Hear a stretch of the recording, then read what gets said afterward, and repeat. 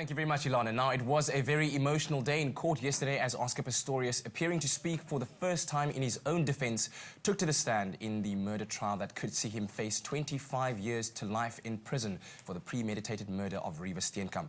But before Barry Rue began his questioning, Oscar asked to address the court in his personal capacity, and here's what he had to say.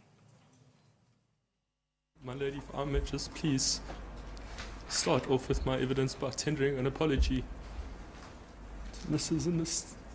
Steenkamp, to Reeva's family, to those of you who knew her who are here today.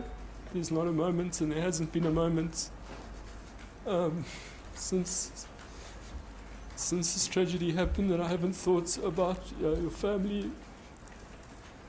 I wake up every morning, you're the first people I think of, the first people I pray for. I can't imagine the pain and the sorrow and the emptiness that I've caused you and your family. I was simply trying to protect Reeva. A very emotional apology there from Oscar Pistorius to the Steenkamp family that, of course, drew varied opinions from the public at large. But, of course, the day didn't begin with Pistorius, as pathologist Professor Jan Botha took the stand first to testify for the defense. And with us on the line this morning to give us a bit more detail on yesterday's proceedings in court is Omphi Mooki, journalist at The Star. Omphi, thank you very much for taking our call. Could you take us through the details of Professor Jan Botha's testimony? I mean, did anything that he said refute the state's evidence, particularly that of state pathologist Gert Simon? Good morning, Katlaho.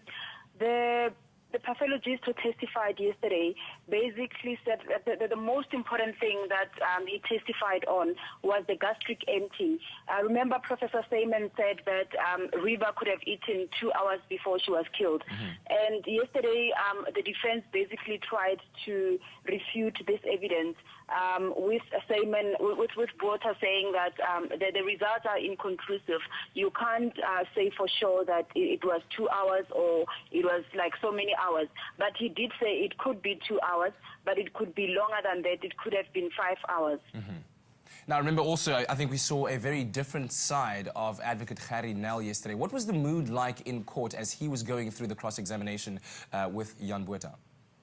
Well, people have been saying that he's very quiet and not engaging in court, but that was mainly because the state was still presenting its case. So for the first time yesterday, we saw him cross-examining a witness, and the true nature of Gerrie Nel came out. We've seen him on different cases where he basically tore the witnesses apart, where he really, showed, tried to tear their evidence apart. So what we saw yesterday is just the beginning of what's gonna be happening in court. Once Pistorius finishes his evidence in chief, we're gonna see Gerrie Nel in action again. Yeah, and speaking of Oscar Pistorius, he then took the stand in his own defense in what was clearly a very emotional occasion for everyone in court, not just for him. Take us through some of the details of what he had to say in his testimony. Well, what happened yesterday, he was trying to build a case. He hasn't really gotten into the details of Valentine's Day when he shot his girlfriend. So yesterday he was trying to build this case, portraying himself as a victim of crime, detailing incidents where family members were hijacked, were nearly hijacked, his aunt's house being ransacked, and him being followed by cars on different occasions. And on one incident, he says he witnessed as a taxi driver was being beaten up and his head smashed with a rock. So basically, he was trying to paint a picture of South Africa as a crime-ridden country. He even told of how his mother slept with a gun underneath her pillow. And we know from his evidence that he said he used to sleep with his gun underneath his bed because he feared for his life. He knew that, he wasn't safe because, crime was everywhere. Yeah. Now, as I understand, court adjourned earlier than expected yesterday. Do you know the reason, particularly why this adjournment had to take place, and what also can we expect from today's proceedings? The reason is that Barry Rue asked for an early adjournment because he felt Pistorius was exhausted. So some people, were saying that it's just some tactics the defense is using. But we see this in most cases when the accused cannot follow the proceedings when the accused is exhausted. Judges do allow such adjournments because they don't want a situation where at the end of the trial, if the accused is found guilty, then they're going to cry prejudice and say that I couldn't follow the proceedings properly, I was exhausted, and I ended up saying things that I shouldn't have said because I wasn't allowed time to rest. Yes. So basically what Judge Thokozile Masipa did yesterday was just to allow him his constitutional right to a fair trial. Yes. Omphi, thank you very much for your time and thank you for your insights.